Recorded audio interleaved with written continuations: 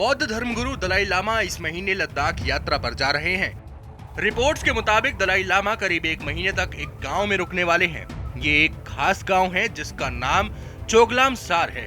ये गांव इसलिए खास है क्योंकि यहाँ पर वो लोग रहते हैं जो चीन के कब्जे से डरकर भारत में शरण लेने आए थे।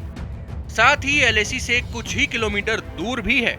एलएसी पर एक तरफ जहाँ चीन और भारत का तनाव जारी है, ऐसे में दलाई लामा का ये दौरा दोनों देशों के बीच टेंशन बढ़ा सकता है।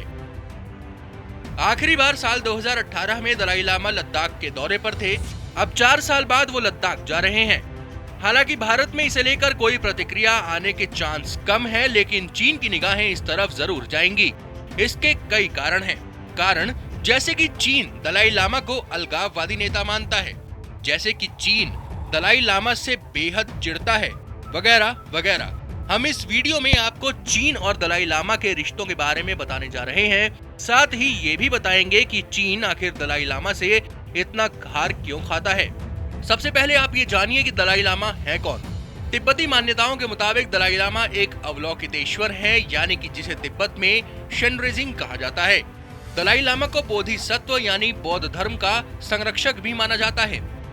बौद्ध धर्म में बोधिसत्व ऐसे लोग होते हैं जो मानवता की सेवा के लिए फिर से जन्म लेने का निश्चय लेते हैं। वर्तमान में जो दलाई लामा है उनका असली नाम लामो दोंडुप है। उनका जन्म उत्तर तिब्बत के आमदो स्थित एक गांव में हुआ था जिसे तकछेर कहते हैं। वहीं पर लामो दोंडुप की उम्र जिस वक्त सिर्फ 2 साल की थी, तो उसी वक्त उन्हें 13वें दलाई लामा थुबतेन ग्यात्सो का अवतार मान लिया गया था। इसके साथ ही वो 14वें दलाई लामा घोषित कर दिए गए। दलाई लामा के रूप में 29 मई 2011 तक वो तिब्बत के राष्ट्राध्यक्ष रहे।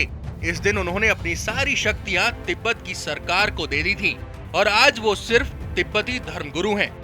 अब आते हैं दलाई लामा के भारत में आने के सफर पर। साल था 1950 का। चीन ने तिब्बत पर हमला किया और उसे अपना हिस्सा मान लिया। चीन पर आज भी तिब्बत का ही कब्जा है। साल 1954 में दलाई लामा ने चीन के राष्ट्रपति माओ त्से तुंग और दूसरे चीनी नेताओं के साथ शांति वार्ता के लिए बीजिंग में बैठक की। इस ग्रुप में चीन के प्रभावी नेता रहे डेंग जियोपिंग और चाओ एनलाई भी शामिल थे। साल 1959 में चीन की सेना ने ल्हासा में तिब्बत के लिए जारी संघर्ष को कुचल दिया। दलाई लामा अपनी जान बचाकर भागे थे और वो भारत में आए।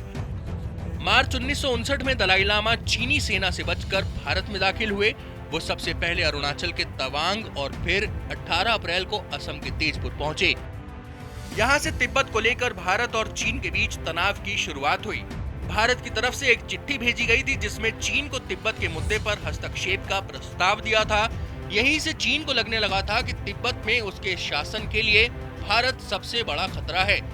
इसके बाद आया साल 1962। चीन और भारत के बीच युद्ध के लिए तिब्बत भी एक कारण बना था। दलाई लामा को भारत में शरण देने से चीन भड़क गया था। आपको बता दें कि दलाई लामा आज भी अरुणाचल प्रदेश और तवांग को भारत का हिस्सा करार देते हैं, तो चीन इसे दक्षिणी तिब्बत करार देता है। ये वो कारण है जिस वजह से चीन दलाई लामा को एक अलगाववादी नेता मानता है और चीन दलाई लामा को भारत और चीन के रिश्तों में दरार लाने का एक कारण भी मानता है। साल 2008 में जाकर दलाई लामा ने मैकमोहन लाइन को माना था। इसके साथ ही उन्होंने तवांग को भारत का हिस्सा करार दे दिया। दलाई लामा यूनाइटेड नेशंस में भी तिब्बत को लेकर लगातार मांग उठाते रहे हैं और कहते हैं कि लद्दाख को एक शांति क्षेत्र घोषित कर देना चाहिए। टाइम्स नाउ नव भारत डिजिटल ओरिजिनल्स की रिपोर्ट।